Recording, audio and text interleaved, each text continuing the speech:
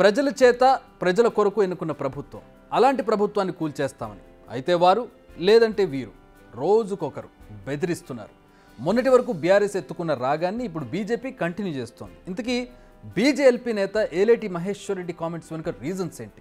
ఇది బెదిరింప లేక తెర వెనుక తెలియకుండా ఇలాంటి కుట్ర ఏమైనా జరుగుతోందా? గురించి మాట్లాడేంత స్థాయి నీది కాదు వెంకటరెడ్డి. వెంకటరెడ్డిని మధ్యభ్రమించి మాట్లాడుతున్నావు.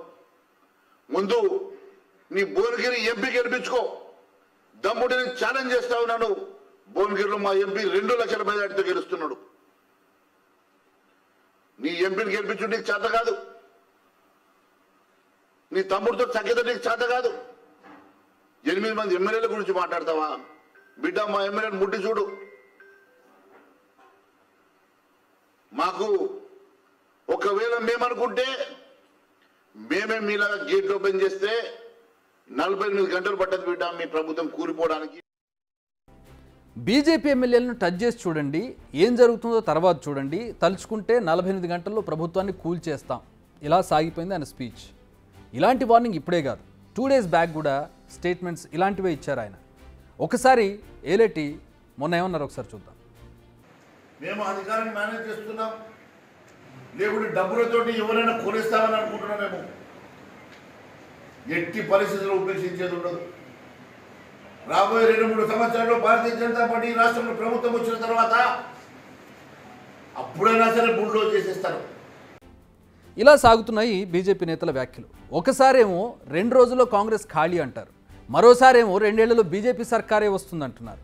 ఈ వ్యాఖ్యలతో ఏం సందేశం ఇస్తున్నారన్నది ఇప్పుడు అర్థం కావడం లేదు. ప్రస్తుతం తెలంగాణ పాలిటిక్స్లో వలసల కాలం కంటిన్యూ అవుతుంది.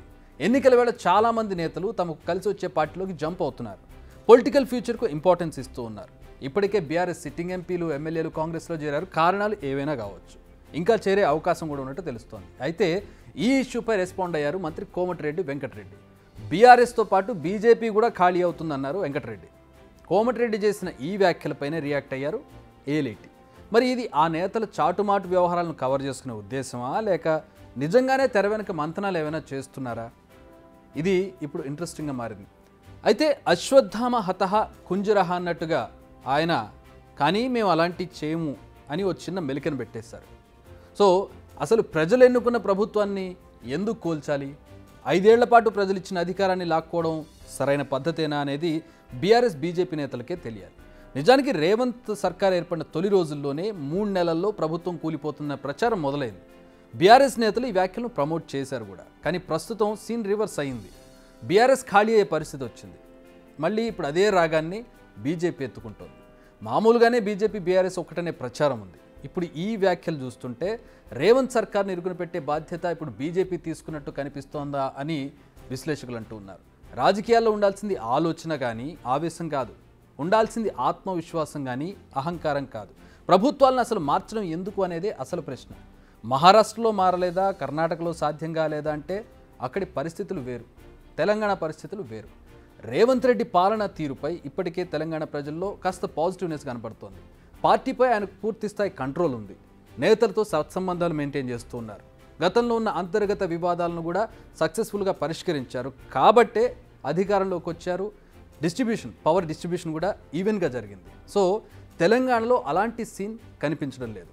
అధికారం కోసం తహతహలాడే నేతలు ప్రజల కోసమే తమ తాపత్రయమని కబుర్లు చెప్పకూడదు. ప్రతి ఎన్నికల్లో ఎవరు గెలిచినా ప్రజలు గెలిచినట్టే, ప్రజలు ఎన్నుకున్న ప్రభుత్వం గెలిచినట్టే.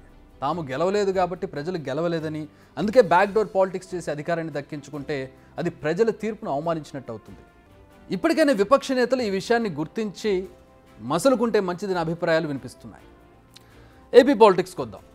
నారా చంద్రబాబు నాయుడు సీఎం, ప్రతిపక్ష నేత, టీడీపీ అధినేత, ఇలా ఎన్నో ట్యాగ్ లైన్స్ ఉన్నాయి ఆయనకు.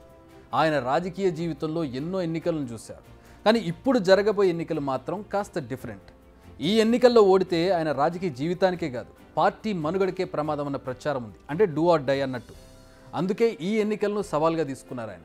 మరి చంద్రబాబు ఎలాంటి సవాళ్లపై సవారీ చేస్తున్నారు?